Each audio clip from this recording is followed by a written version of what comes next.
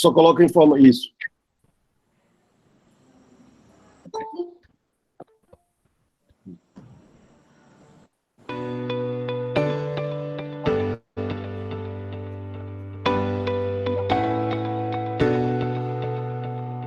O Método Eleve tem o propósito de elevar a empresa a um outro patamar. Então, o primeiro passo é criar valor, atrair clientes para esse valor que você criou, vender, tornar clientes que foram atraídos em clientes pagantes, entregar o valor que você prometeu, entregar o prometido, e com essas 4 atividades, gerar receitas suficientes para pagar despesas e os custos da organização e assim você lucrar. Esse é o Método Eleve que eu, juntamente com os meus sócios, estaremos compartilhando com você nesse primeira imersão e espero que você não está aqui presente, no ano que vem contar com a tua presença para que a gente possa repensar o teu negócio e elevar a tua empresa a um outro patamar de desempenho.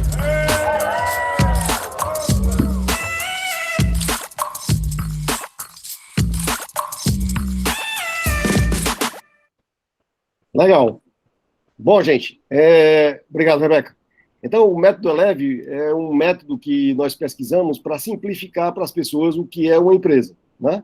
Então, são 5 operações básicas que uma empresa tem que fazer, que é nós criarmos valor, principalmente nessa nova economia, nós temos que criar valor, temos alguma coisa que é muito importante para que a gente possa criar valor, um produto, um serviço que a gente preste, então é importantíssimo criar valor.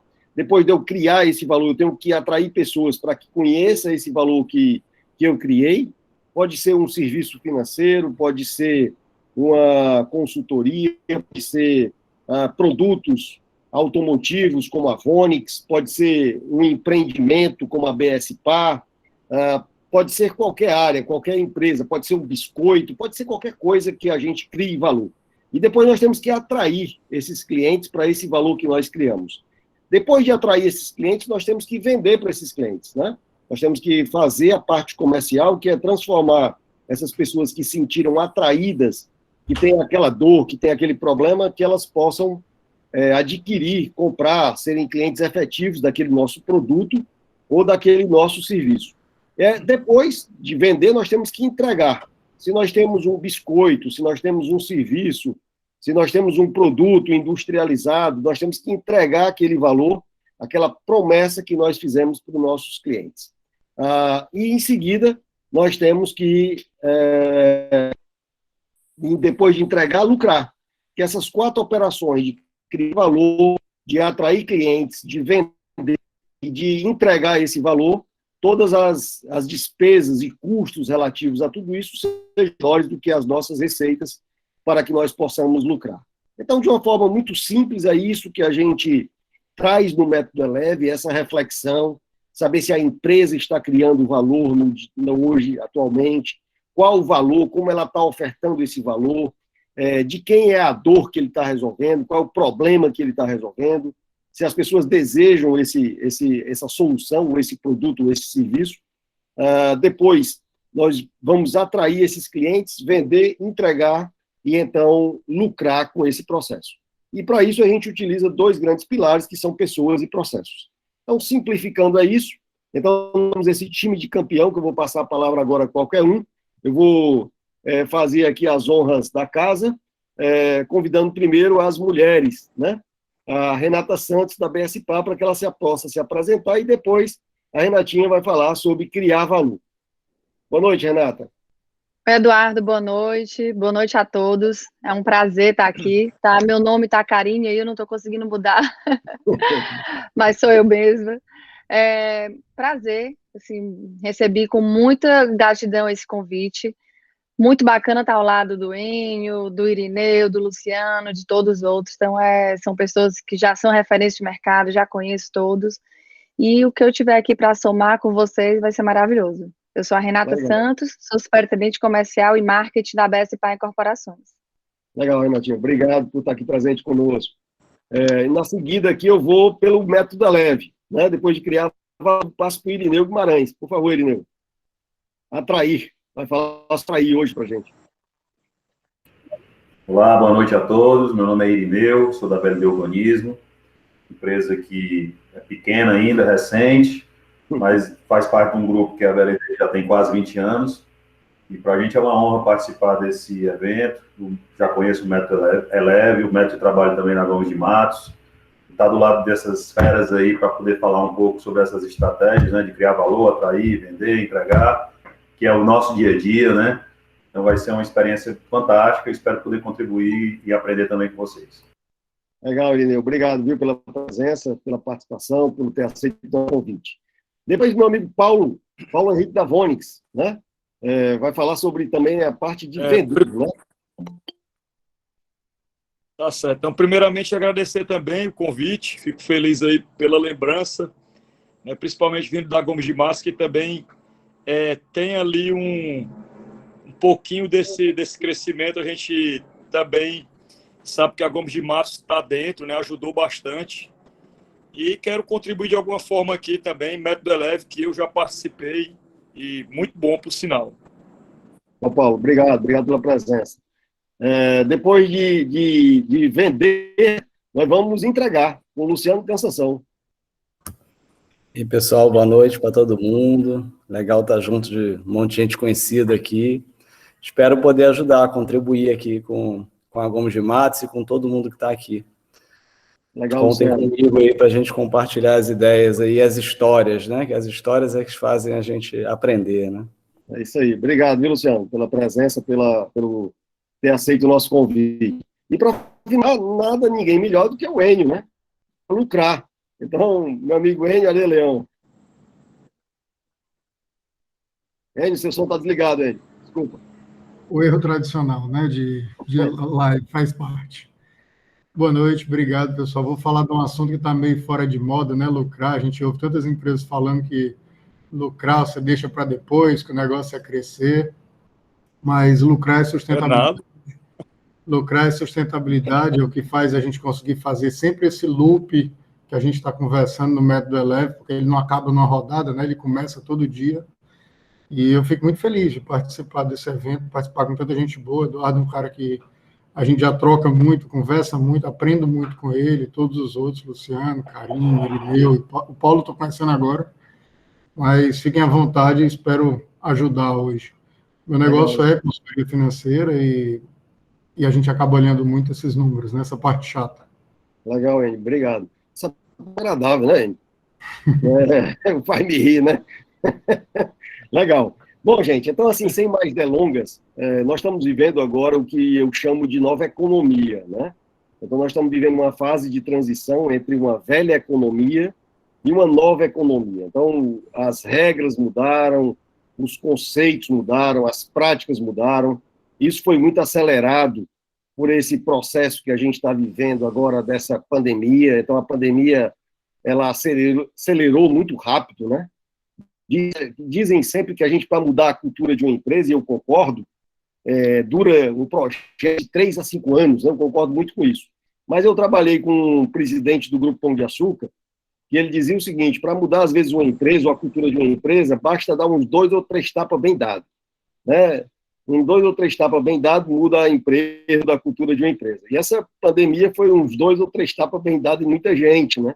Muita gente não conseguiu sobreviver, nós tivemos mais de 1 milhão de empresas que foram fechadas no nosso país, né? Estamos com mais de 15 milhões de desempregados, e muitas empresas ainda irão desaparecer. Muitas delas, segundo pesquisa da Cisco, 40% das empresas não sobreviverão nos próximos anos diante dessa nova realidade que nós estamos vivendo. A necessidade de se adaptar a essa nova economia, a essa nova realidade. Então, esse é um grande desafio para todos nós, que somos empreendedores, empresários, gestores, consultores de organização, para que a gente possa sempre trabalhar esses tópicos. E como a gente deu ali para ver rapidamente no método, né, a gente começa a primeira etapa com criar valor. Né? O que é criar valor? É ter alguma coisa que resolve o problema de alguém. É como tem uma máxima no Vale do Silício que diz: se você quer ser bilionário hoje, resolva o problema de 1 bilhão de pessoas a $1, você fica bilionário.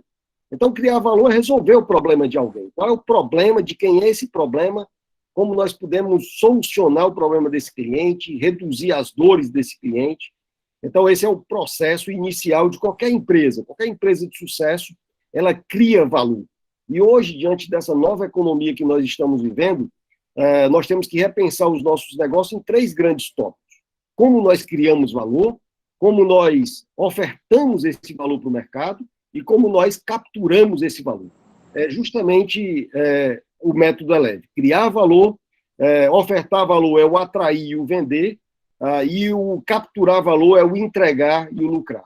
Então, esses 5 passos são importantíssimos, mas hoje, vamos dizer assim, é mais um bate-papo, então fiquem muito à vontade para fazer perguntas aqui para os nossos convidados que estão nos honrando aqui com o seu tempo, com a sua participação, para que a gente possa ter uma noite realmente muito prazerosa e de muita aprendizagem, né? Porque hoje, nesse momento, temos que ser eternos aprendizes, aprender todos os dias. Então, todo dia a gente aprende, e isso é bom, é legal. Bom, então, vou passar a palavra agora para a primeira etapa do Método Eleve. Então, Karine, eu gostaria de saber como você... Renata. Renata. Estou pegando aqui o nome, viu, Renatinha?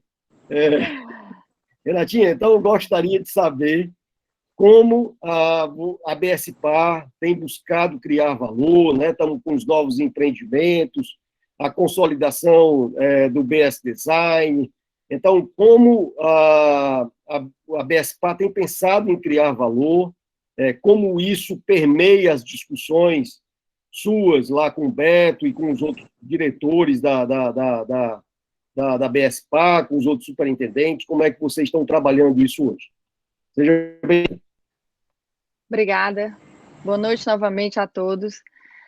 Mais importante, o valor, ele tem que realmente não ser uma coisa só do papel, ele tem que ser dita e feita, e acreditada por todos, não só pelo dono da empresa, CEO, mas está na espinha dorsal dos valores da empresa. E na BSPar acontece assim, é tanto que o nosso propósito é construir histórias e inspirar pessoas. O nosso propósito poderia ser construir apartamentos, vender e construir salas comerciais. Na verdade, a gente já vai, desde o nosso propósito, construindo valores. Aí isso já puxa para algumas ferramentas que a gente tem, que a gente utiliza na BSPar, já vai utilizando também no grupo como um todo, em todas as empresas, que a gente, para criar um valor, Eduardo, na minha concepção, eu entendo que a gente primeiro precisa conhecer o cliente. Não adianta eu fazer uma grande comunicação, eu querer atingir todo mundo, se hoje em dia o cliente, a gente como cliente, a gente quer alguma coisa segmentada, a gente quer personalizada. Então é muito importante conhecer o cliente e criar persona. Persona eu sei que está meio em moda falar nisso, mas ela é muito importante, porque você cria aquela pessoa que é um potencial cliente para o seu negócio, produto ou serviço. Então, a partir de uma persona, você faz uma comunicação mais segmentada e mais personalizada. Isso faz com que a gente seja mais assertivo. Então, para eu criar valor para outras pessoas, por mais que ela não seja meu público primário, por mais que ela não seja minha persona, que ela está no entorno, mas eu preciso saber me comunicar diretamente com o meu público e não atirar para todos os lados, como a gente fala. Isso é muito importante. E para até conhecer o cliente, tem outra coisa importante, que é o CX, Customer Experience, que ele é o mapeamento da jornada do cliente. E nesse mapeamento, o que é? É a gente mapear, vamos supor, construção civil. Eu tenho um ciclo muito longo com o cliente, é uma jornada longa. Se eu vendo agora, eu vendi Best Flower, eu tenho 4 anos até a entrega e mais 5 anos de garantia no mínimo, então eu tenho no mínimo 9 anos de relacionamento com esse cliente. Eu preciso ter todos os pontos de contato mapeados para que eu o surpreenda. Então, eu acho, o que eu vejo no valor é isso. Uma das coisas que a gente tem que agregar é isso, é entregar mais do que a expectativa. A expectativa do meu cliente, ele é receber a chave e morar. Mas mais do que isso, ele está comigo durante 3 anos, 4 anos, que ele assinou só um papel de uma promessa de compra e venda e não está vendo a unidade dele, não está morando, está só desembolsando, está só pagando. Então, como é que a gente minimiza isso? A gente tem nossos pontos de contato mapeados e a gente faz, Eduardo, com que esse atendimento ele seja diferenciado.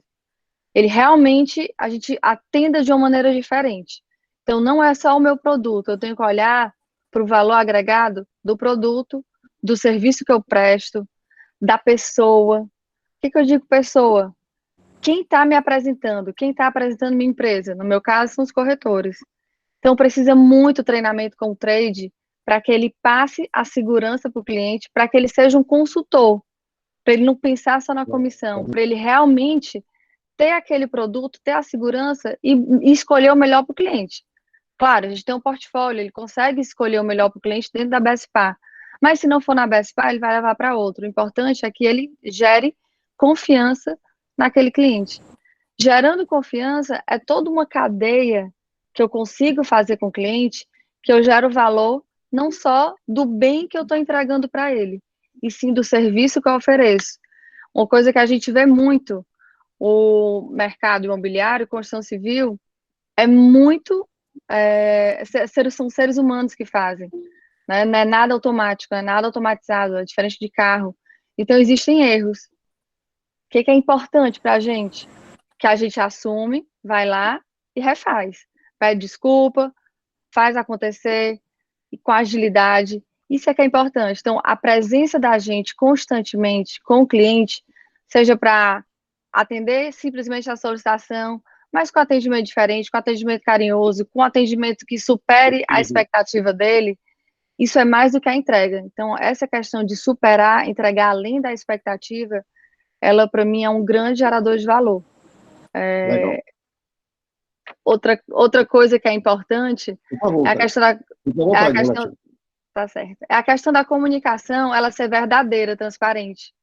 Hoje em dia, não tem como mentir na comunicação, não tem como dizer que vai entregar uma coisa e não entrega outra. Né? Com a popularização da internet, com a globalização, tudo isso, a informação corre muito rápido. Então, não adianta, como faziam antigamente na comunicação, você colocava uma publicidade que não refletia realmente o que era o produto ou o serviço. E hoje em dia você é totalmente colocado à prova a tempo e a hora. Então isso é importante também, ser verdadeiro, ser transparente. Você sendo verdadeiro e transparente, você consegue agregar valor. Isso é muito importante também. Nós tivemos agora, com essa pandemia, né, uma grande mudança no comportamento das pessoas. Né? As pessoas vinham mudando o comportamento, o consumidor já vinha nesse processo de mudança de comportamento, né? A gente já sentia isso, mas assim, criou-se novos comportamentos, né? Por exemplo, a telemedicina foi efetivada, tivemos aí várias empresas adotando definitivamente o home office em São Paulo, aqui, pessoas, às vezes, mudando para vamos dizer, locais, vamos dizer assim, menos por exemplo, São Paulo teve muito isso, muitas pessoas foram morar em Campos do Jordão, ou naquela outra cidade feita ali pertinho de Campinas, pessoas do Rio Grande do Sul foram morar em Canela, em Gramado, para ter mais qualidade de vida, já que permite, às vezes, hoje, o trabalho permite esse, vamos dizer, o trabalho à distância, né, o trabalho online, e isso mudou a oferta de valor da Bestpar. A Bestpar teve alguma leitura nesse sentido, e isso afetou de alguma forma a leitura de valor que vocês faziam? Afetou e ainda está afetando. Eu acho que essa mudança, eu não arrisco ainda dizer que o comportamento mudou 100% do consumidor, que a gente ainda está no meio de uma pandemia, a gente está saindo dela, o comportamento ele ainda está sendo transformado. Mas o que a gente viu muito, Eduardo, foram transições de quê? De apartamentos, casais que moravam em apartamentos muito grandes, que tinham que limpá-lo e se viram sem ajuda para isso, sem área de lazer para os netos, sem realmente ter aquele conforto maior de uma área de lazer, de uma estrutura mais nova, e foram para apartamentos menores, mais novos e com essa estrutura. Ao mesmo tempo, famílias com um casal, com 2 filhos, até com 3, que estavam em apartamento de 65, 70 metros quadrados, porque o apartamento simplesmente servia só para dormir, né, e fazer as refeições básicas. Então, quando vivenciaram mais o lar, deram mais valor ao lar. E isso foi muito importante, esse comportamento, porque a gente viu as duas idas, tá? Saindo de 200 metros para 120, saindo de 70 para 150, 180. Então, foi muito importante essa transição. Está tendo muita mudança em relação a isso. E mais do que isso, Eduardo, as pessoas estão colocando aquela questão da qualidade de vida que você falou, tem o nosso Best Design. O Best Design é a nossa joia, nosso grande case, o nosso ícone. Ele está ali no meio da aldeota, no coração mesmo financeiro, e ele é um equipamento. E a gente viu as vendas e locação do Best Design dispararem, porque as pessoas estavam, como você estava dizendo, em busca de qualidade de vida. Não, se eu vou ter que me mudar, eu vou logo pegar um escritório que vai ser definitivo, porque é um prédio AAA, porque embaixo tem uma academia, tem restaurantes que eu posso depois ir com meus filhos. Então, eu vi muito isso. Eu vi muito as pessoas realmente migrando para os empreendimentos imobiliários, seja residenciais ou comerciais, buscando essa qualidade de vida. Legal. Buscando no residencial varandas mais largas, varandas mais aconchegantes, para poder fazer até de home office, as lives, se eles forem de lá. Então, esse comportamento, ele ainda está sendo mudado, e isso está nos beneficiando muito, e a gente muito antenado a isso, né? Os nossos produtos, eles foram um pouco remodelados até para os lançamentos, o próprio Best Flower, a gente colocou alguns outros atributos, como delivery room, como montacarga, são diferenciais que a gente foi colocando no produto, agregar, que aí é a questão do valor, né? E aí depois eu vou falar um pouquinho mais de valor e preço, para que isso desmistifique 100% e a gente não relacione as duas coisas.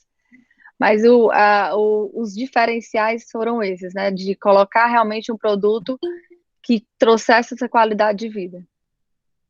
Legal. E aí a gente percebe, né, todos que estão aqui conosco e que vão assistir posteriormente aí no YouTube, nós percebemos que o cliente é um alvo móvel, né? Que esses comportamentos, então nós temos que fazer muito uma leitura para que a gente possa criar valor de quais são as tendências, quais são os sinais fortes, o que é que o meu mercado está me dizendo, o que é que os outros mercados estão dizendo, né? O que é que o meu mercado não está me dizendo para que eu possa criar valor. Então, isso é uma leitura muito legal. Beleza. Renatinha, eu vou passar agora aqui, mas fiquem à vontade também, os convidados aqui, para fazerem perguntas uns aos outros, e todos os colegas que estão aqui conosco na sala também, por favor, fiquem à vontade para perguntar. Nós temos aqui o chat, tá? Estou sempre dando uma olhadinha aqui no chat.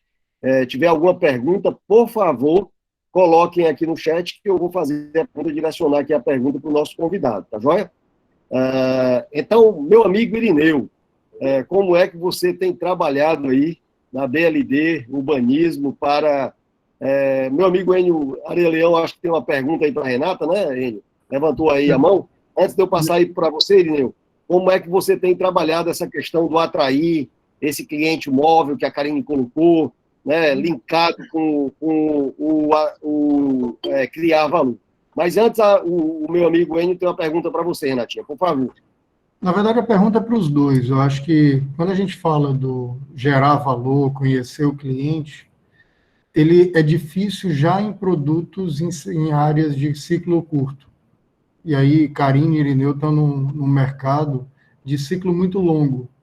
Como é que a gente conhece a demanda do cliente daqui a 5, 10 anos? Como é que a gente consegue olhar para isso? A gente ouve o cliente ou a gente propõe para o cliente algo novo, como fazia Lia Coca, né, que que trouxe esse conceito, né?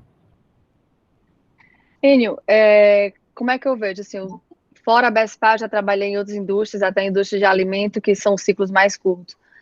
A questão da pesquisa de mercado, ela é muito importante, ela é uma das ferramentas que ela mostra não só a tendência, mas ela mostra o dia de hoje. Então, dependendo de como a gente faz essa pesquisa e a utiliza, ela é uma das grandes ferramentas para isso. Existem tendências financeiras, econômicas, de comportamento, e aí são estudos que a gente vai fazendo uma matriz e entendendo como é que pode ser o comportamento do consumidor para frente. Mas se eu pegar um bem de consumo que seja menos durável, que seja uma Coca-Cola, um biscoito, a vida, são ciclos menores, mas eu consigo ter mais informação ainda do cliente, porque ele consome mais. Então, hoje, com toda a database que a gente tem, de todas as informações, de todos os cartões de crédito, de todas as linhas que tem de database, hoje está muito mais fácil. Eu vejo assim, para a indústria de ciclos menores, está muito mais fácil não só conhecer o cliente, mas ver essas tendências que podem ser. Quando você fala, eu vou me antecipar ou eu vou colocar alguma coisa que ele nunca viu. A gente fez isso no Best Flower. No Best Flower, a gente colocou elevador monta-carga. Elevador monta-carga Geralmente só tem prédios altíssimo padrão, altíssimo luxo, e a partir de 300 metros quadrados, 500. E a gente colocou em apartamentos de tamanho menores, no mesmo altíssimo padrão, mas de tamanho menor. E isso foi uma quebra de paradigma, dizer, poxa, como é que um apartamento de 70 metros, 90 metros tem um monta-carga? Fora isso, o delivery room. Então, a gente foi colocando diferenciais que a pessoa nem imaginava que poderia ter. Então, ele já começou a gerar valor a partir daí. Então, ele disse, opa, isso aqui é importante. Nem pensei que poderia ter, mas isso aqui é importante. Então, por aí vai. Eu acho que a questão da pesquisa de mercado, todo o histórico e análise de dados faz esse conjunto para a gente acompanhar as tendências. Legal, obrigado, Renatinha. Irineu, com você aí, para a carona aí, do Enio, a pergunta do Enio, já tem outra pergunta para você. Tá, eu vou responder a pergunta do Enio, mas antes eu queria só me apresentar, né? Eu comecei a trabalhar muito cedo, com 13 anos. Com 15 anos eu fui para o Banco Nacional, então meu sonho era ser diretor de um banco. Eu passei no vestibular para economia, mas queria ser arquiteto, aí sempre tive essa ligação, né? Fiz o vestibular para arquitetura na UFC e passei em economia na Unifor. Fui fazer economia, transferi para administração, me especializei em marketing, me especializei na construção civil, pela FGV, e hoje estou no mercado de urbanismo. Então, esse é um pouco do meu background aí. E como eu tenho formação em marketing, eu acho que eu vou falar tanto na visão da construção civil, né? E aí fazer uma provocação aí para o Enio e para a Renata. Longo prazo é o mercado da construção civil de incorporação, de loteamento, é de longo e longuíssimo. Né? Porque, via de regra, para você aprovar um empreendimento de desenvolvimento urbano, de loteamento, você leva muito mais tempo do que em áreas urbanas consolidadas. Então, enquanto você aprova de 6 meses a 1 ano um prédio, um loteamento, você demora de 3 a 4 anos até. Né? Muito raro quando você consegue em 1 ano e meio, 2 anos. Então, é um ciclo longo. Quando você tem o primeiro contato com o cliente, até o momento da consolidação do negócio, você ainda demora 2, 3 anos para entregar, e via de regra, o setor de loteamentos ele não tem financiamento, nem a produção, né? Os bancos eles não apoiam a produção de loteamentos, e a gente acaba fazendo o financiamento próprio para o cliente, que vai até 120 meses, são 10 anos. Então, é um ciclo longo e longuíssimo, né? E eu acho que, para responder a pergunta do Enio, você tem que, claro que a Renata falou certo, né? Pesquisa de mercado, mas não é só isso, eu acho que é um conjunto de ações, né? Primeiro, a gente trabalha com bens de raiz, né? A gente trabalha com imóvel, né? Então, a BSPA trabalha com imóvel, né? Patrimônio, né? Tem um bem de raiz, e a gente trabalha produzindo o insumo principal da construção civil, que são terrenos urbanizados. Então, a gente, aqui na BLD, a gente primeiro procura trabalhar em áreas, assim, muito óbvias, né? A gente procura não querer criar endereço, né? A gente procura vazios urbanos e procura dar uso misto para esses terrenos, ou seja, normalmente os nossos empreendimentos, eles têm terrenos que são para residenciais unifamiliares, tem para área comercial, tem para uso misto, né? Então, assim, a gente analisa, a gente passou muito tempo prestando serviço, né? A BLD é uma empresa essencialmente uma desenvolvedora de projetos, de plataformas de negócio, e aí a gente também busca fundamentos na economia. Por exemplo, o PE100, que é um grande evento econômico que está acontecendo no Estado, ou seja, certamente ali vai ter um desenvolvimento imobiliário no entorno. Então, a gente procura se antecipar, já vai buscando áreas, né, para fazer desenvolvimento de projetos, né, e aí, à medida que o PE100 vai atraindo mais investimentos e as pessoas vão trabalhando e vão querendo morar perto de onde trabalham, isso vai fomentando esse mercado, né. Então, assim, claro, a gente trabalhando com urbanismo, a gente também acompanha uma tendência mundial, né. Eu acho que a maior inversão da humanidade são as cidades, onde todo mundo procura estar em áreas urbanas por todas as conveniências, né. E agora, com a pandemia, ficou mais fácil para a gente, porque era muito difícil encontrar áreas com dimensão para fazer desenvolvimento urbano dentro das cidades. Então, normalmente, o desenvolvimento urbano se dá nas áreas do entorno das grandes cidades. E aí a pandemia ela puxou muito isso, né? As pessoas querem estar mais em contato com a natureza, querem mais qualidade de vida, elas querem personalizar o imóvel, né? Elas experimentaram intensamente. Muita gente só experimentava o seu apartamento poucas horas do dia, né, de manhã cedo e à noite para dormir, e passou a experimentar o dia inteiro, né, e muitas vezes uma família, você tem as plantas, né, você tem ali um gabinete, um escritório, mas você não tinha 4 gabinetes e 4 escritórios, porque uma família com 3 filhos, marido e esposa trabalhando no home office, e os filhos na aula, na teleaula também, isso demandou muito, né, e aí você tem todos os outros apelos, né. Então, assim, no nosso caso... Deixa eu só lhe pegar a carona no que você falou em personalização, tem uma pergunta aqui sobre isso, que aí você pode já contemplar. É a pergunta do sócio da Gomes de Matos, Bruno Iosef. Ele diz o seguinte: até onde pode ir a personalização do produto que a BLD vende para cliente? Até onde vai uma personalização de um produto que a BLD vende? No nosso caso, a gente vende o insumo principal da construção civil, a gente vende o terreno urbanizado, então vai até onde a imaginação do cliente couber. É claro que os nossos empreendimentos, alguns deles têm um regulamento próprio de construção, que via de regra é mais restritivo até do que o plano diretor da cidade, mas eu acho que essa é a grande vantagem, eu acho que foi o grande salto que deu nesse tipo de produto, foi isso, né? A possibilidade do cliente imaginar, personalizar, e também uma possibilidade de ter um ganho econômico também, né? Muito forte, porque você ali, via de regra, você está contratando alguém, ou assumindo uma obra, ou contratando uma empresa e pagando uma taxa de administração, né? Então, você assumiu o risco, claro, né? Diferente da incorporação, mas, via de regra, esse modelo tem dado muito certo. Legal. Voltando aqui para o tempo do atrair, né? Que eu ia falar, e como minha formação é marketing, né? A primeira coisa que eu queria dizer é que eu não sei, assim, não existe receita pronta, tá? Então, assim, muita gente, atrair é uma função do marketing, né? E hoje todo mundo pensa que atrair cliente é fazer impulsionamento em rede social, investir lá no SEO, né? Que é lá do Google, né? Que é o Search Engine Optimization, né? Que é para você estar lá dos primeiros indexadores lá da pesquisa do Google. Mas eu diria que, eu acho que ainda mais do que redes sociais e mídias de marketing digitais que estão imperando hoje, né, nas nossas vidas, eu acho que é você ter uma estratégia bem definida e, como a Renata colocou, eu acho que você tem que conhecer o seu cliente, né, que no marketing digital a gente chama de persona. Então, aqui na nossa empresa, até o nosso organograma, que é celular, ele tem o cliente no centro do nosso organograma. Então, não adianta.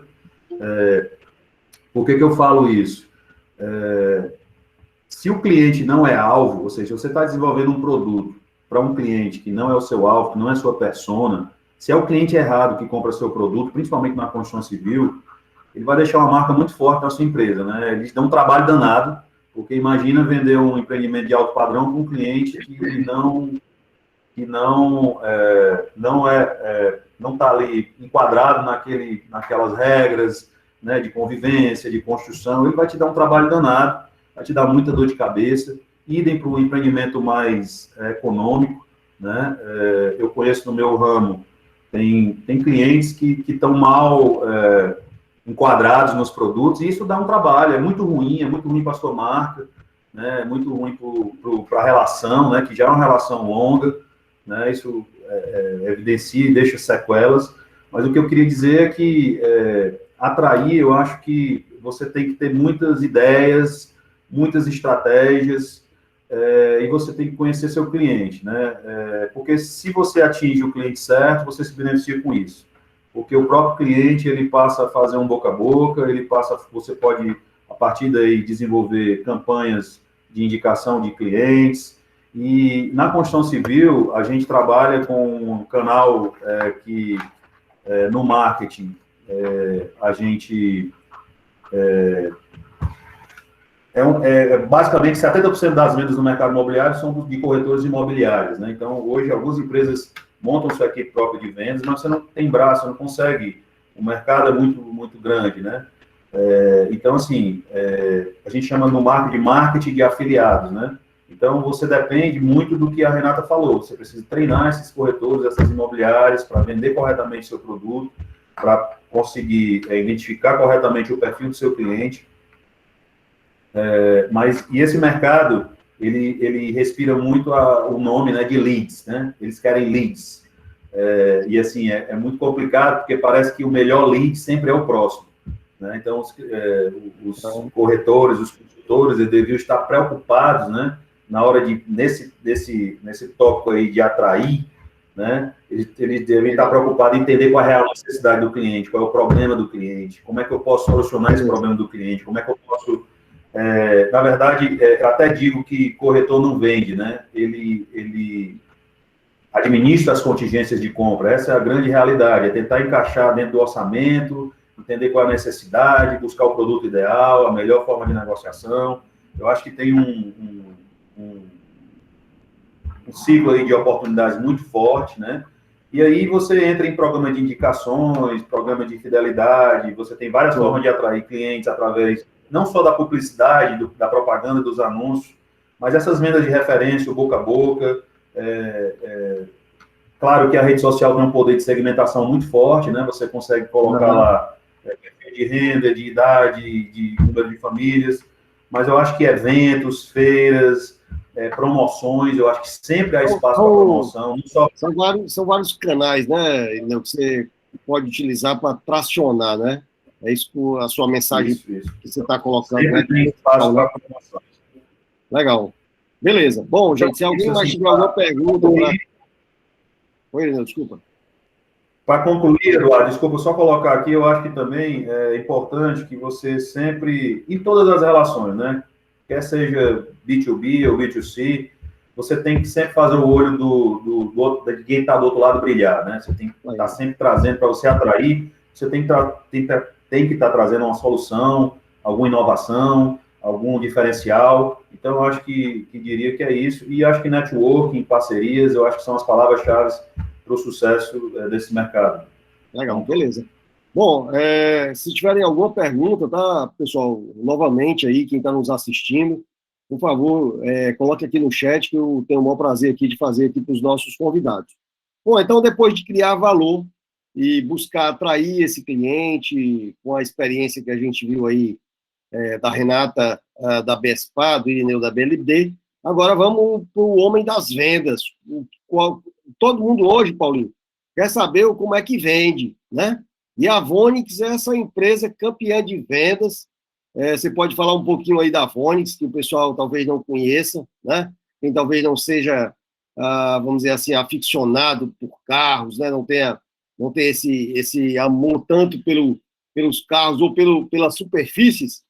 Aí você pode agora apresentar um pouquinho a Vonix, para que todo mundo conheça a Vonix, e dizer como é que você transformou a Vonix aí numa máquina de vendas, numa empresa uma das empresas que mais vende, mais tem sucesso hoje no nosso estado. Com você, Paulinho. Tá sem som, Paulo. Tá. Ok, agora. Então é o seguinte, a nossa empresa começou basicamente, vou tentar resumir aqui em 2 ou 3 minutos, de forma artesanal, fabricando 1 litro de lava-altos em uma garrafa de Pepsi de 1 litro vendido a R$1, né? Foi basicamente isso. Em 2001, quando eu era estudante de Química Industrial aqui na Universidade Federal do Ceará, eu sonhava em ter o próprio negócio. Na verdade, não é nem que eu sonhava em ter o próprio negócio. Eu coloquei vários currículos para estagiar em algumas empresas e ninguém chamou. Até eu tinha que ter uma graninha aí para comer pelo menos o almoço lá no RU, no restaurante universitário, que era R$1,10. E eu não tinha esse dinheiro, então eu tinha que fazer alguma coisa. E no intervalo que eu tinha ali, no tempo que eu tinha da faculdade, eu comecei a fabricar aí esse 1 litro de garrafa de lava-altos, comecei a vender de forma artesanal, isso em 2001, e comecei a vender nos lava-jatos, né? Eu sempre fui muito bom de papo, então, já que a gente está falando aqui em vender, é muito bacana contar o início dessa história, Eduardo, porque foi ali onde eu descobri que eu era um vendedor fera mesmo, né? Primeira coisa, eu observava, a gente fala de persona, a minha persona era um profissional que queria reduzir custo e vender uma lavagem com preço barato, né? Então, o que é que eu tinha que fazer? Eu tinha que tentar, ele queria comprar muito barato, mas eu entendendo aquela persona, eu entendo que o cara que vende uma lavagem barato, eu tenho que entender também que, se eu conseguir fazer ele lucrar, se eu ajudar na lucratividade dele, se eu ajudar no crescimento do negócio dele, consequentemente é mais fácil eu vender para ele. Então eu vi que você que falou no começo aqui da reunião aqui, né? Você falou que se você vende $1 para 1 milhão, para 1 bilhão de pessoas, você tem $1 bilhão, né? Então, de faturamento. Então, é resolver o problema das pessoas. Então, eu cheguei naquele Lava Rápido com 1 litro de lava-altos e fui oferecer, tive muita dificuldade, vendi, o cara até gostou e tal. Só que, o que eu fiz? Eu fui entender a persona. Então, acho que o primeiro passo da venda é você entender para quem você está vendendo. Então, eu identifiquei esse cliente como o cara que quer reduzir custo, que eu não conseguia agregar muita coisa, mas eu estudei esse cara. O que é que ele usava para lavar o carro, por exemplo, há 20 anos atrás, Eduardo? Aí vocês que talvez já lavaram e lava rápido, com certeza os caras, por baixo do carro, colocavam óleo diesel, passavam óleo queimado embaixo do carro, limpavam o vidro com jornal, os caras lavavam o carro com detergente de lavar louça para sair mais barato, para vender uma lavagem que naquela época era R$10. E eu, olhando aquilo, o que é que eu fiz? Eu pensei em criar produtos específicos para cada parte, ceras que promovessem uma proteção a mais, porque eu via que as ceras que eram utilizadas na época protegiam a pintura por 10 dias. E aí, o que é que eu pensei? Poxa, esse cara, ele vende barato, mas ele está cuidando de um bem, então vamos pensar na minha persona, mas no final das contas, tinha um consumidor final que era uma outra persona. Então, eu tive que entender o mercado de uma forma geral. E com isso, aquelas ceras que eles compravam de 10 dias de proteção, aquele jornal que ia limpar o vidro, aquela estopa que riscava todo o carro, o que é que eu fiz? Eu mostrei para eles que aquilo desvalorizava o carro, porque riscava. E aí ele me dizia, mas o meu cliente não sabe disso.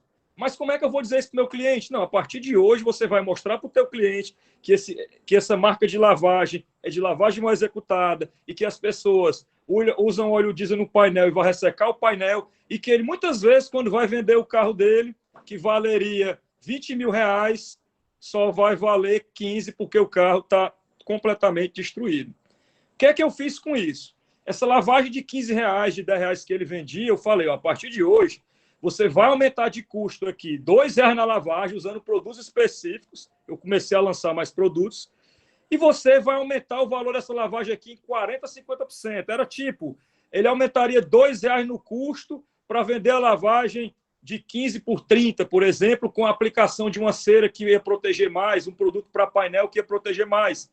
E eu ensinava esse cliente a convencer o cliente dele a pagar mais por uma lavagem melhor.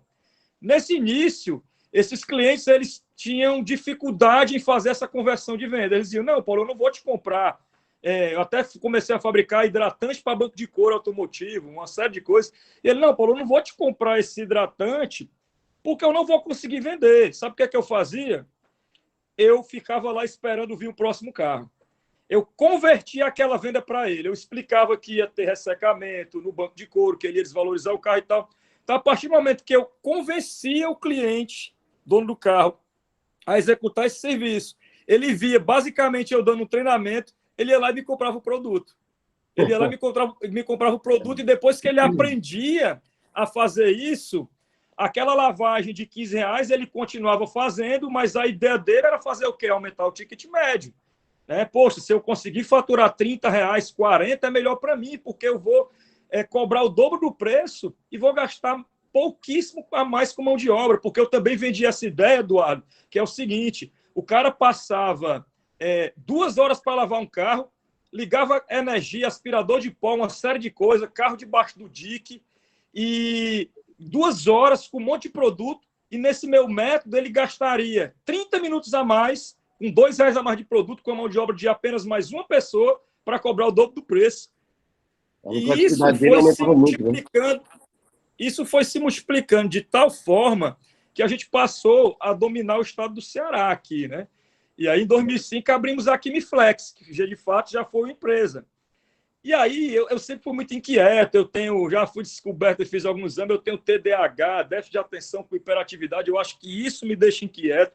é um problema até sério, mas que talvez ajudou nesse meu crescimento, porque eu nunca paro. Então, acabou que eu comecei a pensar grande. Pensei, do nada, eu falei, não, eu quero é coisa top aqui. Aí tinha um cliente meu que tinha uma cera americana que era diferente de tudo. Eu falei, não, eu quero fazer isso aqui. E nessa brincadeira eu comecei a tentar fazer produtos superiores aos nacionais, depois que eu registrei essa empresa em 2005. E com isso, o que é que eu fiz? Não é que eu ia copiar o gringo, mas como não tinha muitos desses produtos aqui no Brasil, quando eu estava modelando uma empresa gringa, que eu trazia a tecnologia aqui para o Brasil, porque eu era da área da química e conseguia desenvolver o produto, eu estava o quê aqui? Inovando, vendendo diferencial. E a cada produto diferenciado que eu lançava, eu lancei muitos produtos diferenciados aqui no Brasil. A cada produto diferenciado, eu chegava para o cliente para vender do mesmo jeitinho. Hoje você vai oferecer esse serviço que você consegue agregar ainda mais, que você consegue fazer isso, isso e isso. E nessa brincadeira, eu ajudei a construir, posso dizer isso aqui, sem medo de estar errando aqui, são 20 e poucas pessoas, 20 e poucos empresários aqui, mas eu ajudei a construir no Brasil, talvez uma das principais pessoas do Brasil, a construir o novo mercado de estética automotiva, que é essa evolução dos lava-rápidos. Hoje, muita gente, inclusive nos Estados Unidos já é bem comum, na Europa também, que é o car detailing, né? Que é o detalhamento automotivo. Então, eu ajudei a construir isso aqui no Brasil. E esse público, que é o que eu atendo hoje, em 95%, é o público que paga R$200 por uma cera. É tipo, se a gente levar aqui para a área de cosmética, eu vi que tem a Renata aí também, que com certeza gosta dessa parte cosmética, mulher tem muito disso. Eu vendo cosmético para carro. Então, hoje você vai lá no supermercado, tem um shampoo seda de R$3, mas a L'Oréal hoje, que é gigante, aí vai ter um shampoo de R$300 de uso professional, onde ela consegue baixar o volume do cabelo e papapá. E é exatamente isso que a gente está fazendo hoje. A gente fabrica cosméticos para carros na Vonix. E eu também peguei a Vonix, depois que a gente cresceu bastante, em 2019, eu dividi a Vonix em duas marcas. Vocês entenderem, hoje a gente virou um grupo, né? Vocês vão já entender como é que está a situação da empresa.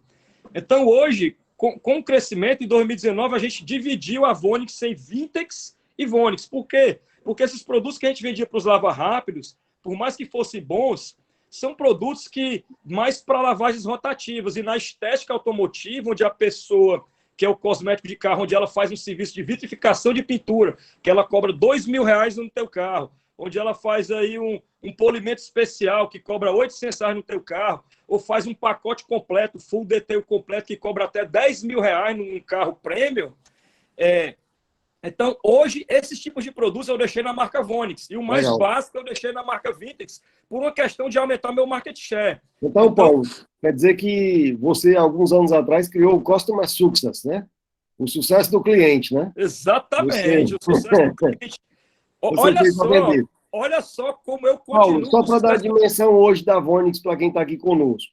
A Vonix hoje para quantos países hoje? Da nossa área, hoje nós somos a maior empresa da América Latina. Nós exportamos hoje para 35 países, incluindo Alemanha, Estados Unidos e Japão. Hoje, a Vonix, pensando sempre no sucesso do cliente, que é o que você falou aí, nós crescemos sempre na casa aí de 30% a 40% durante todos esses anos. Porém, nessa pandemia agora, em março do ano passado, durante 20 dias, nós estávamos projetando uma queda de 80% de faturamento quando fechou tudo. E eu, como sempre, muito inquieto, chegava na empresa, um cemitério, não tinha ninguém, porque eu tive que botar muita gente em home office, não tinha faturamento. Eu inquieto e comecei a enlouquecer dentro da empresa e inventei de fazer live. Live para quê? Eu pensei o seguinte: meus clientes estão em casa, liso, sem ganhar dinheiro, porque o cara da estética é igual salão de beleza. Só ganha dinheiro se tiver... salão de beleza muitas vezes vendem o almoço para comprar a janta, porque se não entrar ali os 2 cabelos do dia, não vai vender. Então, meu cliente foi mais ou menos a mesma coisa. Se não tem um carro chegando lá para ele cobrar um serviço de R$1.000, ele está ferrado. E eu percebi uma coisa, Eduardo. que os meus clientes, a maioria, não tinham, assim, conhecimento na parte empreendedora. E, claro, se eles tivessem acesso a uma Gomes de Matos, era outro patamar, mas, poxa, os caras pequenininhos demais, sem acesso a nada. O que é que eu fiz? Eu comecei a fazer live. Minha primeira live... Para ajudar os caras. Para ajudar os caras, comecei a fazer live, dando aula de parte financeira, dando aula de como aumentar ticket médio, para colocar meta diária. E eu falava, ó, não tenham medo que vocês vão crescer. Vocês vão, a partir de hoje, vocês não estão ganhando dinheiro, mas eu aposto que assim que vocês saírem da pandemia, vocês vão faturar de 2 a 3 vezes mais do que o que vocês faturavam antes, porque eu vou te ensinar algumas técnicas aqui. Aí comecei a primeiro dar aula de financeiro, eu dando aula de financeiro, que eu não gosto muito de processo, mas eu tive que dar aula de financeiro. Aí eu dei aula de marketing, é uma área que também eu gosto, dei aula de vendas, dei aula de formação de preço. E também como usar os produtos da Vonix, né? Oi? E também como usar os produtos da Vonix também, aí o né? principal, como usar os produtos, claro, porque eu tenho que vender meu peixe. E também eu dei uma aula geral de como utilizar os produtos, quais serviços eles oferecerem, os lucros que eles teriam de cada produto. Claro que eles teriam que fazer a continha deles lá, o custo fixo que eu ensinei, né, como é que eles calculariam o custo dele para fazer a precificação. Coloquei onde é que ele lucrava mais vendendo meu serviço. Primeira live, 300 pessoas, 400, 800, 900, 1.000, 1.200, 2.000, 4.000, babá. Eu cheguei a bater 10.000 pessoas em live dando curso gratuito. É tanto que hoje nós vamos criar a Vonix School, que era presencial, que dava aula, né, presencial cobrada. A gente cobra para dar aula presencial, a gente vai para um EAD cobrado agora, com aulas bem mais estruturadas, que é um negócio onde eu consigo escalar. Essas aulas vão ser em 3 línguas, já que a gente exporta. Vai ser inglês, espanhol e português. Então, a gente quer expandir também. Eu vou continuar dando curso gratuito. Criar valor, né? Curso gratuito tem que dar para a vida toda, mas se o cara quiser um mais completo, a gente vai ter o curso pago também. Então, Eduardo, quando eu comecei a ajudar os meus clientes, é incrível como isso funciona, cara. Eu peguei na mão dos caras. Eu sou apaixonado pelos meus clientes. É coisa assim de louco. Paulo, tem uma pergunta aqui, né? O Paulo, para quem não conhece, gente, o Paulo começou, ele e a Milena, que é a esposa dele, começaram vendendo... Eles começaram vendendo esse produto numa garrafa usada de Pepsi, né? Usada de Pepsi numa mobilete. Não, numa mobilete não, era numa Bis. Na Bis. Na verdade, foi em 2001, eu não tinha Bis. A Bis chegou em 2003, que era um consórcio que eu pagava. Pronto. Então, assim, e qual foi a grande estratégia hoje, Paulo? Para ser a maior empresa do Brasil, qual foi a estratégia de venda? O que efetivamente, assim, rapaz, se você puder falar, né? Mas, assim, o que deu certo mesmo em termos de venda para a Vonix? Rapaz, é o seguinte, acho que a maioria de vocês aí, né, entende um pouco de perfil comportamental, né? E eu aprendi isso com o Gomes aí, da Gomes de Matos. Eu não me conhecia, mas eu já era assim, né? Eu sou dominante e influente. E o Gomes foi que me apresentou isso pela primeira vez. E eu já agia como dominante. Eu sempre tive a ambição de pegar o mercado todo para mim. Entendeu? Não deixar sobrar nada para ninguém. Então, assim, assim, para muitos aí, né, pode achar que eu posso dar... Mas a ideia era o seguinte, era abafar o negócio. Onde tem um concorrente meu crescendo, eu ia estudar por que esse cara está crescendo. Ele está com o influente digital que está fazendo ele crescer, ele está fazendo um produto diferente. Então, eu ia meio que monitorando todas as estratégias. Eu vi que acho que Irineu falou, uma rede social não é tão legal e tal, não sei o quê. Eu até discordo em parte, porque esse ano eu cresci 120% através disso. E eu fui... foi o ano que mais a gente cresceu, do ano passado para esse ano, 120%, porque eu tentei dominar em todas as partes. Então, o que é que eu faço? Eu trabalho trade marketing, eu até brinco com todo mundo. Qual a estratégia da Vonix? On-off. On-off, eu criei esse nome aí, on-off. On e off, meu amigo. Eu tenho técnicos lá em São Paulo que visitam a galera, eu tenho o rede social que não para de jeito nenhum. Hoje eu dei uma paradinha na rede social, sabe por quê, Eduardo? Eu não estou mais nem usando meu Instagram na última semana, porque eu literalmente não consigo entregar produto. Por quê? Simples. Paulo, é falta de planejamento? Não. A gente está construindo um galpão gigante agora do lado da fábrica, e esse galpão, o projeto estava pronto desde 2019, e infelizmente aí a prefeitura só liberou o alvará há 2 meses atrás, Isso impactou demais. O meu galpão hoje não cabe uma única agulha. Eu saí da rede social, para cair faturamento, para tentar organizar a casa, para voltar a atacar novamente, de tanta venda que a gente está tendo. Eu cresci 120% do ano passado para esse ano e estamos projetando 102% agora. Então, assim, recorde absoluto de vendas, fazendo a estratégia do abafa. O abafa é entender onde é que está a galera, o que é que eles estão fazendo e faz melhor do que ele. Pega o outro e faz melhor do que ele. Se for produto, faz melhor do que ele. E vai abafando, e vai abafando. Comprei um concorrente aqui no Ceará, quando estava querendo crescer, eu tinha mais dinheiro do que ele, um pouquinho, né? Porque eu já estava grandinho, ele estava diminuindo, eu comecei a crescer, encolher ele, que foi a Autofran. Comprei a Autofran para pegar o público de supermercado para vender com a marca Vintes. Então, eu fui abafando. E é isso que eu quero fazer a nível nacional. Estou fazendo isso e quero fazer a nível mundial. Né? Inclusive, eu já tenho aí concorrentes gringas aí, que são as maiores do mundo, já estão bem espertas comigo, eles já falam muito em meu nome aí, que eu já fiquei sabendo, mas eu vou continuar indo para cima, porque é propósito, não é dinheiro. Eu acho que para você vender, tem que ser apaixonado por venda. Se não for, sai da venda, vai procurar outra coisa, porque não adianta. Não gosta de vender, não venda, vá procurar outra coisa. Eu gosto de vender, eu gosto de marketing, eu gosto de me comunicar com o público, eu sou apaixonado pelo produto que eu fabrico, porque se você também não for apaixonado pelo seu produto, pelo seu cliente, pela sua profissão, não rola também.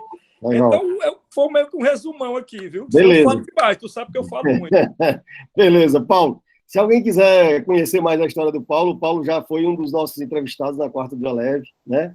Só colocar aí no YouTube, tem a entrevista do Paulo, onde ele conta toda essa história em detalhes, e é muito legal, porque é um empreendedor. A primeira vez que eu tive contato com ele, eu perguntei para ele, você quer ser pequeno ou você quer ser grande? Não, eu quero ser grande. Então, beleza. Então, se você quer ser grande, vamos seguir as orientações aqui para ser grande, né? E aí, é muito legal ver o sucesso aí da Fonix, esse trabalho aí que o Paulo lidera, é muito legal. Agora sim, Edu, tem um pequeno probleminha em relação a isso. A concorrência inteira me odeia. Eles se unem. Tu já viu o concorrente começar a fazer live junto? Pois é o que está acontecendo. Eles se unem para meter o pau, porque eles sabem que eu quero abafar, né? Então... Mas tem uma passagem na Bíblia, Paulo, que diz assim, só joga pedra em figueira que dá fruto. Figueira que dá fruto, ninguém joga pedra, né? Bom, beleza. Para me abafar. Mas, assim, tudo no lado profissional, né? Legal. Bom, então agora vamos passar para o entregar. O Luciano Cansação liderou um projeto aí de mudança de cultura, de entrega, e um segmento que estava passando por uma grande transformação, né? O Enio também participou desse projeto no Grupo Linhares, né? Foi muito legal, o Enio estava lá na parte financeira. A Gomes de Matos também dando apoio ali na formação dos líderes, na estratégia, mas o Luciano aí, juntamente com o Fernandinho e com a Carmen, foram os grandes que lideraram esse processo de entrega, de definir uma estratégia, uma jornada de entrega, de excelência para o cliente que queria adquirir sua moto, seus carros. Eu quero, Luciano, meu amigo, que você compartilhe aí conosco um pouco o que você acha que é entregar e como fazer essa entrega, garantir o resultado para o cliente. Tá bom. Bom, falar depois do Paulo aí, 9 horas da noite é difícil, né, bicho? A primeira coisa que eu farei para entregar é contratar um pessoal animado e cheio de energia para a área de vendas, que nem a turma do Paulo aí. Bom, eu tenho 30 anos mais ou menos 30 anos de carreira, 15 anos em empresas familiares e mais ou menos isso, né? 16 e 14 em empresas de companhia aberta, grande. E nesse tempo eu passei um pouquinho por cada coisa e agora desde janeiro, eu entreguei aí o meu último trabalho como executivo, venho trabalhando como conselheiro. Então, minha experiência é prática, eu não sou consultor, não sou nada, só aprendendo a ser conselheiro, né? Trabalho com conselho, presto contra conselho há mais de 15 anos, como se levam, mas agora que eu estou aprendendo a ser conselheiro. Então, entregar, né? Primeira coisa do entregar é entregar para quem, né? Então, acho que começa falando do cliente, né? Falar em entregar sem falar de cliente, senão também a Renata e o Irineu iam puxar minha orelha aqui, né? Porque não tem o que falar. Sem você criar uma proposta de valor, né? Sem atrair esse cliente, sem pensar nele o tempo todo na jornada, né? As empresas existem, né, para servir alguém, né? E normalmente não é o acionista, né, a gente se engana um pouquinho. Então, a primeira coisa é pensar em cliente, né, em entregar.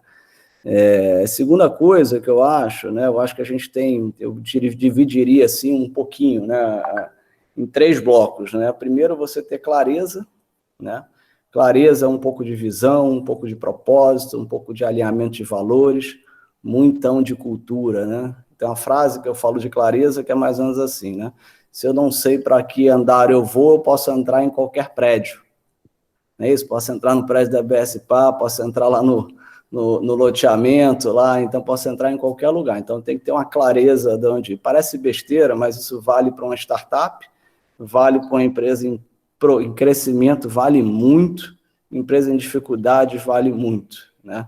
Então a gente precisa saber para onde. E respeitar e entender qual é o processo de transformação e fortalecimento cultural que precisa ser feito.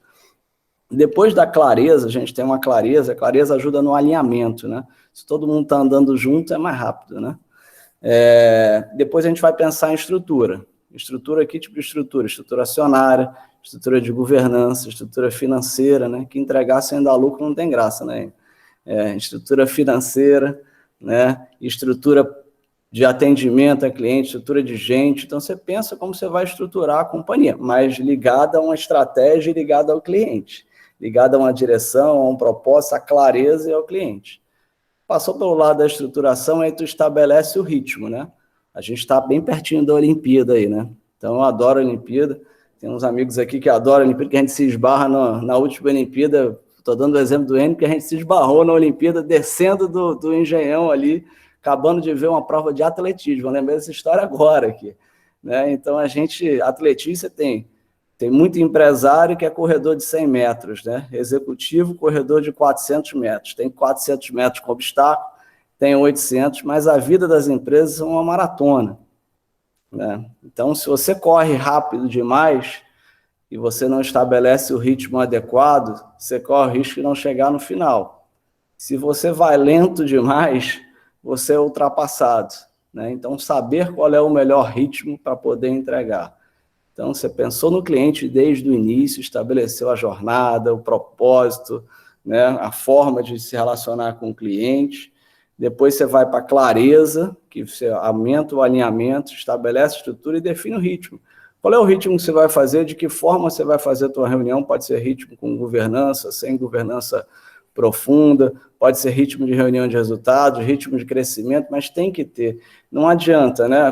Vamos falar de novo de esporte, né? Qualquer medalhista treinou muito mais do que quem não foi para a Olimpíada. Não existe mais sem você repetição. Ritmo é repetição.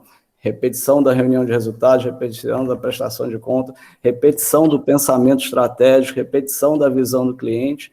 Então, acho que é por aí. Eu acho que a gente fez um pouquinho de tudo isso, né? E aí, para eu levantar a bola para o Enio, né? Porque uma das coisas da execução que eu acho mais difícil, né? Eu fui formado em tecnologia lá atrás, né? Lá atrás, faz um tempinho aí. E aí, a definição de sistemas que eu uso até hoje, Eduardo, que sistemas é um conjunto de partes interdependentes que se relacionam entre si com o mesmo objetivo. O que é uma empresa? O que é um negócio? Um conjunto de partes independentes. Qual é a grande dificuldade dos empresários e dos executivos? A gente é muito bom num pedaço. Qual é a grande dificuldade das personalidades? Como o Paulo até falou, às vezes a gente é muito dominante, às vezes a gente é muito influenciador, mas o relacionamento entre as partes é que nos desafia, né? Então, nessa história de sistemas, né, a capacidade de se adaptar e me adaptando ao horário, eu vou levantar a bola para o Enio aqui, sem nem passar pelo Eduardo aí, Eduardo. Eu mando para você e você passa para ele. Que a diferença dos homens para os meninos não é a capacidade de ter ideia, é a capacidade de entregar, gerar valor e gerar resultado. Legal. Obrigado, Luciano. Enio, já que ele passou a bola para você, vai lá, faz o gol aí, como é que lucra? Quais são os principais segredos aí que a Areia Leão trabalha para essas empresas serem lucrativas, né? E gerarem essa riqueza para poder investir no futuro?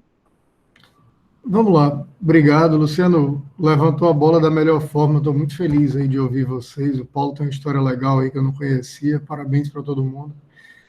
Lucro, pessoal, antes de tudo, o Luciano colocou uma coisa muito interessante, a empresa ela é feita para servir o cliente, concordo integralmente. Para ela servir o cliente, conseguir entregar valor, conseguir entregar para o cliente mais do que o cliente espera, como a Renata colocou, eu preciso ter sustentabilidade. Então, sustentabilidade é lucro. Aí hoje, a brincadeira que eu fiz no início é que a gente tem visto muitas empresas que a notícia que sai, essa empresa não está preocupada com lucro. Não é isso. Na verdade, você tem um plano de negócios que pode postergar a decisão de lucro, a lucratividade do negócio. Por quê? Porque você tem um plano de negócio bem feito, uma estratégia bem construída, que diz que aquele lucro maior, ele é muito maior e melhor se ele acontecer no médio e longo prazo. Então, quando você vê uma Amazon, quem não tiver lido, eu recomendo ler o livro lá do Bezos, que ele conta a história da Amazon. Não é que ele nunca achou que a Amazon não ia dar lucro. É porque ele achava que ia ganhar muito mais dinheiro se primeiro ele tornasse a Amazon uma empresa, pegando o que o Eduardo falou, que solucionava problemas. Então, na hora que ele conseguisse escalar essa solução, ele ia ter uma lucratividade muito relevante. Foi o que aconteceu. Então, o lucro, ele é consequência de uma estratégia e uma execução. E é ele que propicia você continuar esse ciclo, continuar fazendo o cliente ser surpreendido, o cliente conseguir receber valor. Agora, quando você falou o que a Aria Leão faz, a gente olha, eu sempre brinco, eu sempre uso essa expressão da parte chata, né? Porque a gente tenta olhar o outro lado. Sempre que eu entrego valor para o cliente, e aí pegando também o que o Paulo falou, eu tenho que fazer que ele perceba o valor que eu estou entregando. E que na hora que ele enxerga esse valor, ele aceita pagar mais. Não é que ele está pagando caro. Caro e barato não existe. Existe se alguém está me entregando um valor que eu gostaria de ter. Se está solucionando um problema meu. Na hora que o Paulo disse, eu vou te acrescer o teu custo em R$2, mas você vai aumentar seu preço em 50, o que o cliente dele olhou não foram os R$2. Foi a diferença entre esses 50% e os dois que ele não tinha e agora passa a ter. Quando o Irineu, achei muito legal a resposta do Irineu, é de vendedor mesmo, achei muito, muito rápida a tua resposta, quando você disse que você entregava um mundo de opções, né, que é a cabeça do cliente, o que ele quiser. Porque você entrega uma matéria-prima e dali para frente ele vai poder realizar o sonho dele como ele quiser. Quando você faz isso, e a BRD faz muito bem, você está vendendo um sonho para o cliente. Então, o conceito de caro e barato, ele é relativo. Infelizmente, muitas empresas esquecem de olhar isso. E, principalmente, negócios que têm margem baixa, uma pequena alteração de preço ou de escala fazem muita diferença no resultado. Então, de novo, a gente volta para a estratégia. Quando a gente vai montar isso, a gente tem que pensar se a gente é uma empresa de escala ou se a gente é uma empresa que tem margens mais altas. O mundo ideal seria juntar os dois, né, que algumas empresas conseguem. Mas você precisa definir a sua estratégia para enxergar que valor você vai entregar para o cliente. Tem negócios que conseguem escalar muito bem e outros que precisam dessa ponta artesanal. O Paulo consegue escalar, mas o lavador dele tem mais dificuldade. Então, é melhor que o lavador dele consiga melhorar a margem entregando um produto melhor. Porque o resultado que ele entrega é desproporcional ao aumento de preço. O benefício que o cliente enxerga. Então, o cliente volta, o cliente para de comparar preço. Então, a gente, com a visão financeira, a gente tenta mostrar isso para o cliente, tenta mostrar para ele que quando ele agrega valor, quando ele consegue entregar um valor para o cliente, ele precisa encontrar uma forma de monetizar isso. Karine, eu vi que você levantou a mão, fica à vontade. Obrigado. Renata. Quem levantou a mão foi a Karine. O Warren Buffett tem uma frase sobre preço e valor que eu ia falar, que preço é o que você paga, valor é o que você leva. Exatamente. Então, é exatamente isso. Assim, o preço ele é um componente do produto, mas o valor é o que você entrega realmente, o que é percebido pelo cliente. Então, isso aí acho que... Eu acho essa frase fantástica, e o Buffett usou isso para os investimentos dele. Então, a gente, como empresário, como empresa, a gente tem que olhar o outro lado. O que o Buffett via? Tem empresa que tem muito mais valor do que o preço dela tá marcando. Então, eu, como empresário, quando eu vendo um produto meu, eu tenho que ficar o tempo todo comparando se o meu cliente está levando valor e deixando um preço adequado. A gente usa a expressão comum, é dizer que a gente não deixou dinheiro na mesa, né? E isso não é fácil, porque eu tenho que ficar controlando para também não passar do ponto. E se eu também, por mais que eu entregue um bom valor, começar a cobrar demais, essa balança desequilibra. Então, eu tenho que ficar o tempo todo controlando isso, e esse é um trabalho que não para e que é difícil. E o Luciano, a gente viveu, eu passo já para ti, Paulo, a gente viveu uma experiência muito interessante. Lá na Linhares, eu acho que não tem problema em discutir sobre isso. Toda empresa tem a dificuldade da relação do comercial, né? O comercial tem uma visão natural de vender. E a gente precisa mudar a cabeça. A cabeça de um bom comercial não é o comercial que vende, é o comercial que entrega resultado. Então, e a gente faz muito errado. Em muitos setores, até hoje, o comercial é remunerado por percentual de venda, por percentual de faturamento. O que uma empresa quer, não é faturamento. Em alguns momentos, ela pode até querer isso, mas no longo prazo, ela quer resultado. Legal. Só passando a palavra para o Paulo, que ele levantou a mão, na série tem uma pergunta para você, mas só antes do Paulo, é interessante, quando a gente começou a trabalhar em concessionárias, né, trabalhamos para a Ford, depois trabalhamos para a Volkswagen, a sistemática de remuneração dos vendedores era realmente essa. E aí o vendedor tinha aquela prática de sempre pedir desconto para o gerente, né? Já sabia que era padrão, né? O vendedor tinha 3% e o gerente tinha 5%. Já era padrão aí, os clientes já até sabiam desse processo. E aí nós mudamos a sistemática, foi uma mudança de paradigma muito grande na época, que aí nós começamos a trabalhar em cima da lucratividade da venda de cada carro.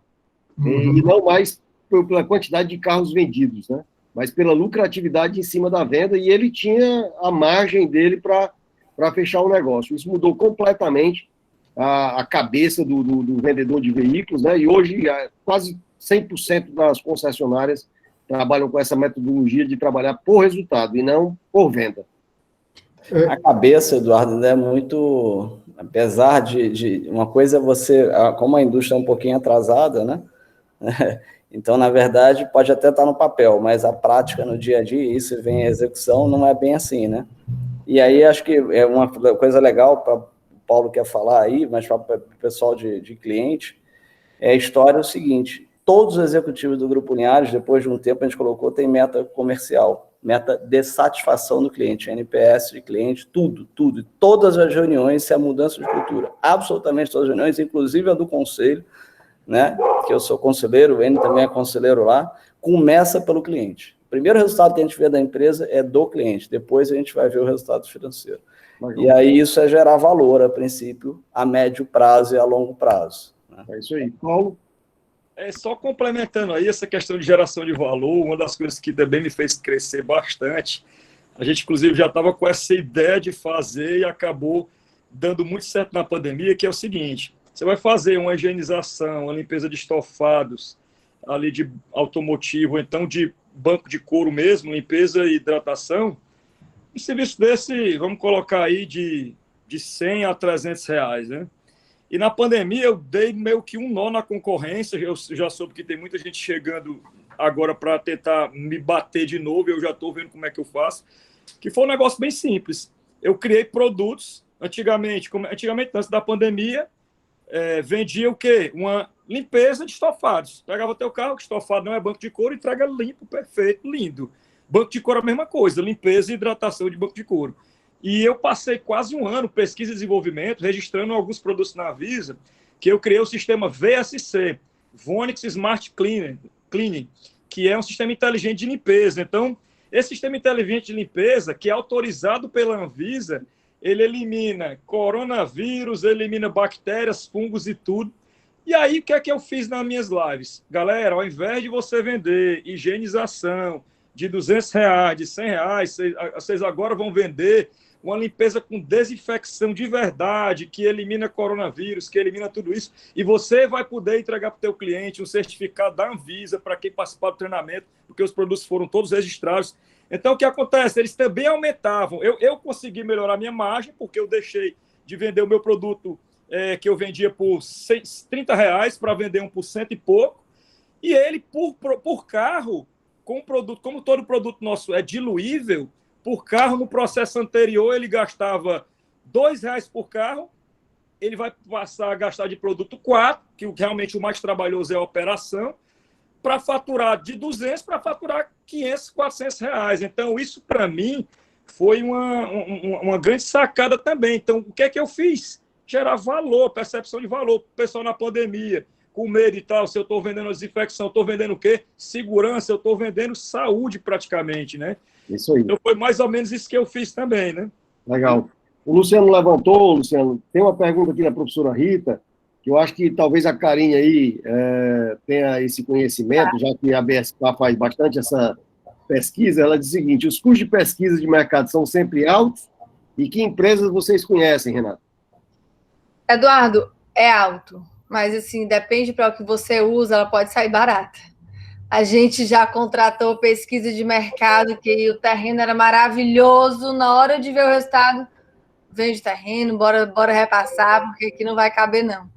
Então, sempre é a relação do custo-benefício do que vai aquela pesquisa lhe adicionar.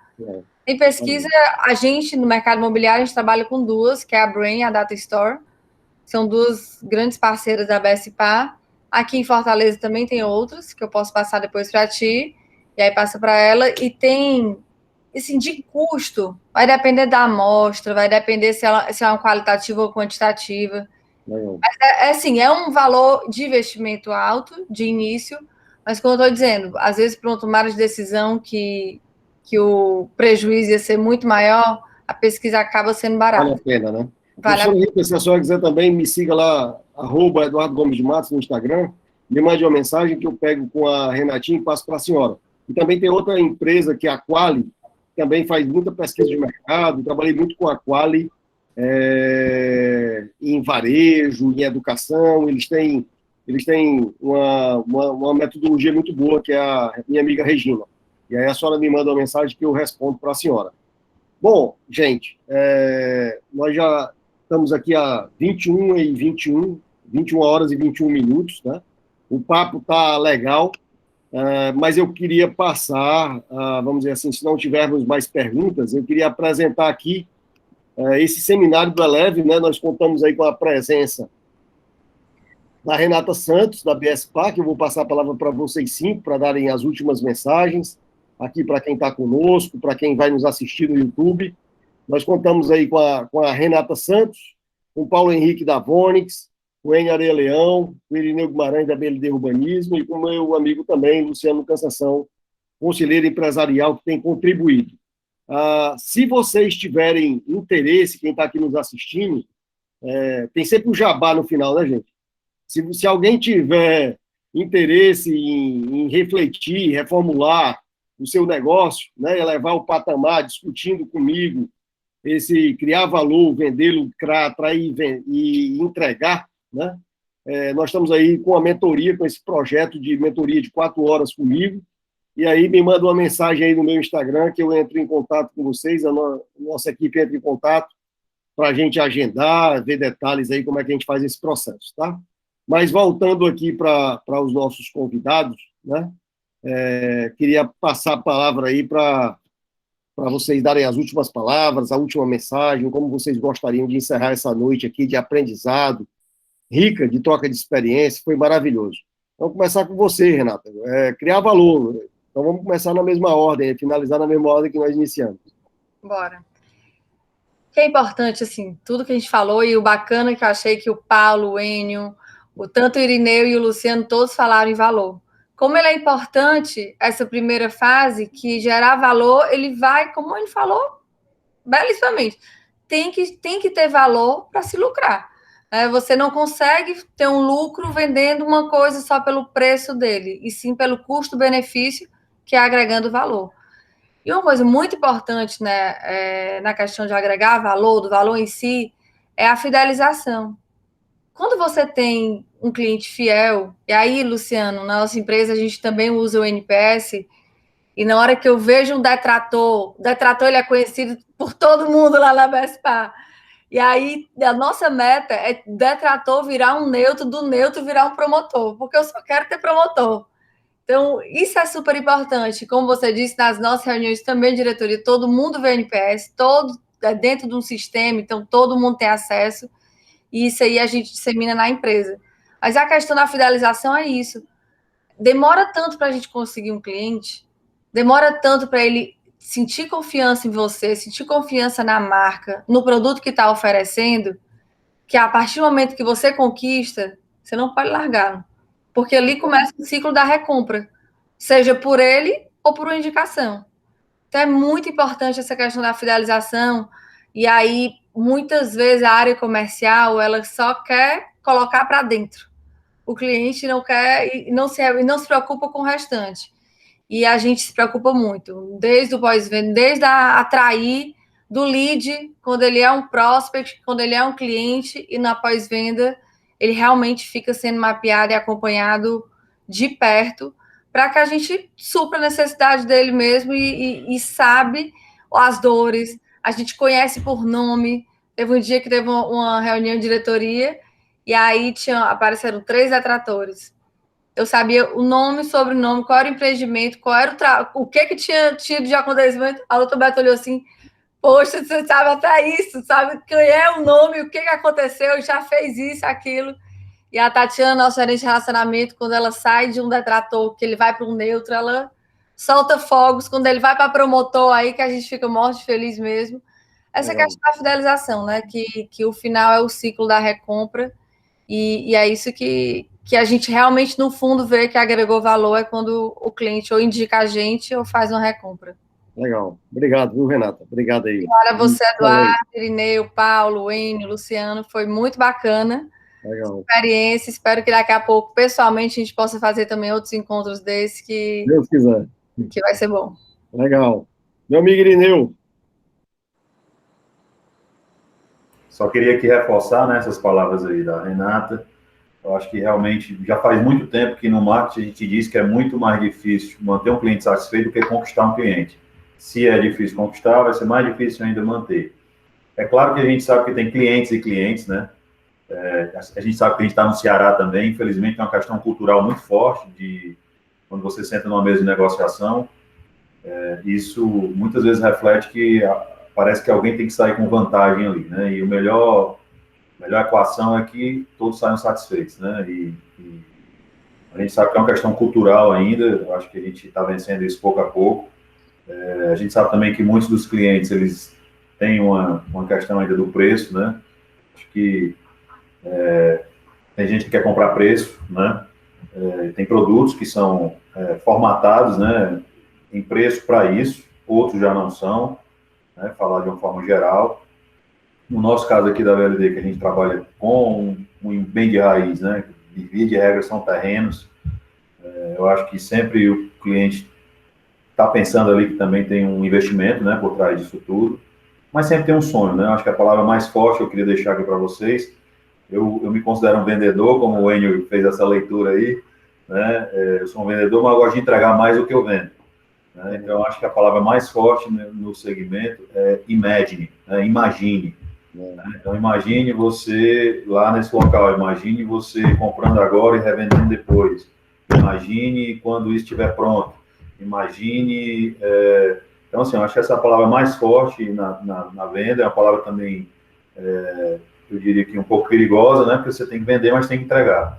E, via de regra, a gente gosta de entregar aquela história, né, prazo, você prometer um prazo e entregar antes, né, acho que isso é uma lição que as empresas, essas plataformas, hoje, elas tem isso muito forte, né? Às vezes você compra uma plataforma dessas, do Mercado Livre, do Magalu, o cara dá um prazo lá na frente, chega sempre antes, né? Então, isso que o cliente quer ser surpreendido, né? Eu acho que você trabalhar com... Essa é uma das dicas de grande atendimento do professor Tom Peters. Ele tem uma frase que é ícone, né? Prometa menos, entregue mais. Prometa menos e entregue mais. Sempre prometa menos e entregue mais.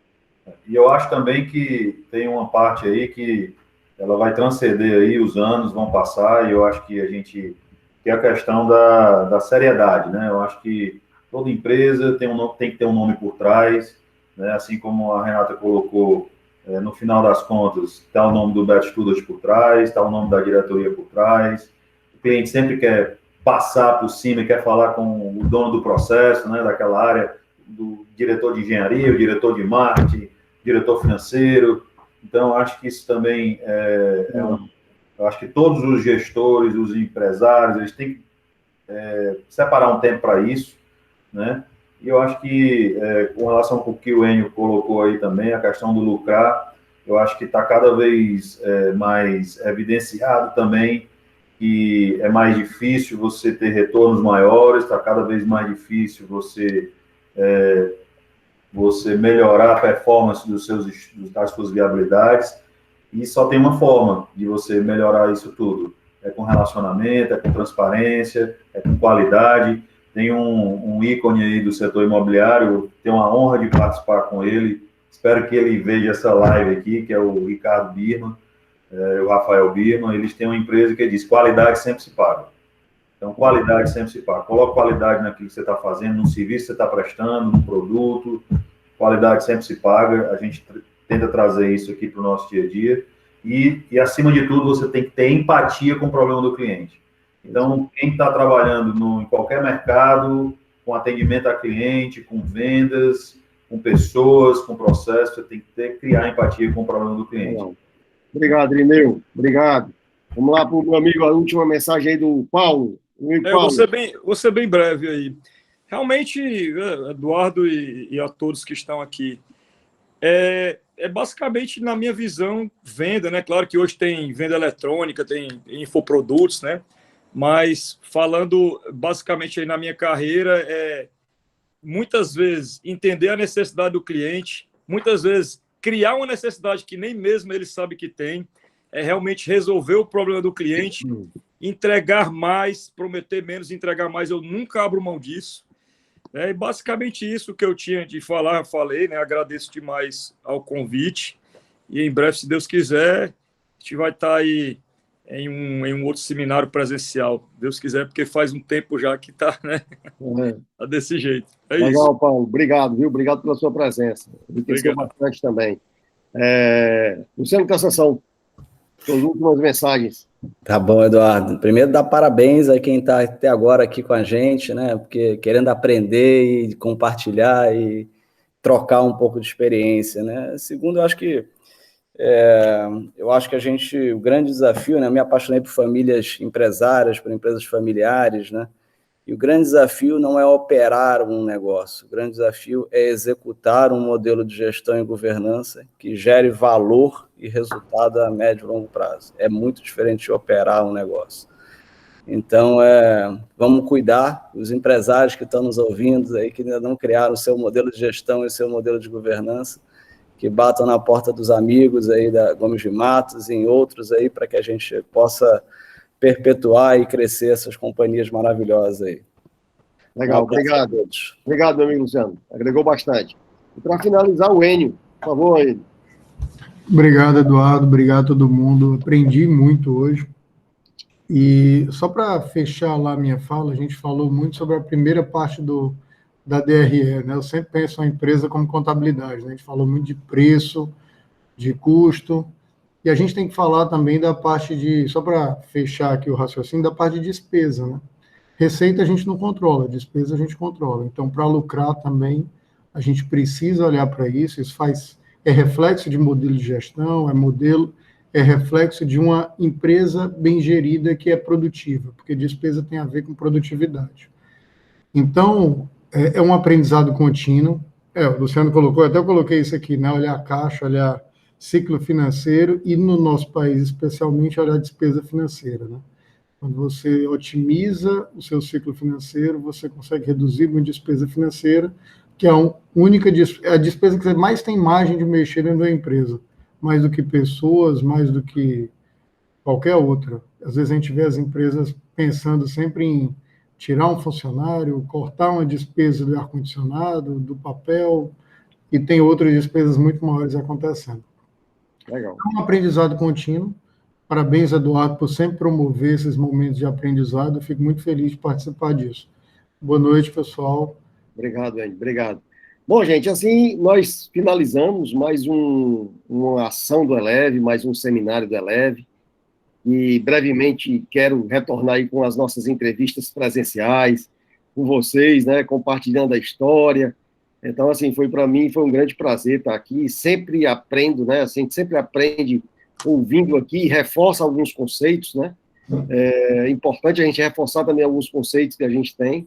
Então, assim, foi muito prazeroso para mim, quero agradecer aqui em nome de toda a equipe sócios da Gomes de Matos, a Renata, ao Enio, ao Paulo, ao Luciano Cassação, ao Irineu, a todos que estão aqui conosco, né, Rebeca, Elivânia, Girlene, professora Rita, Bruna, Bruno, Castelo Borges, Rodrigo Rodrigues, Rogério, Távio, Thales, Ademário, Ana Carla, Cíntia, Francisco, todos que estão aqui conosco, até esse momento, né, 9h30 da noite aqui, mas nós estamos juntos aqui, buscando esse aprendizado. Aqui também o Francisco, né, já tem comentários aqui, o pessoal elogiando, e aí a gente vai mandar o link para vocês, e aí compartilhem para que outras pessoas também possam ouvir e beber também dessa troca de experiência que vocês fizeram conosco hoje à noite.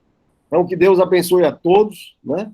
Cuidem-se, permaneçam com os cuidados, para que a gente possa passar por esse momento aí, e a gente daqui a pouco estar juntos presencialmente, que é bem mais gostoso, né? Tá joia? Tchau, gente. Obrigado. Tchau, tchau. Obrigadão mesmo. Boa noite a todos. Tchau, tchau. Tchau, boa noite. Obrigado. Obrigado, Paulo. Obrigado, Luciano.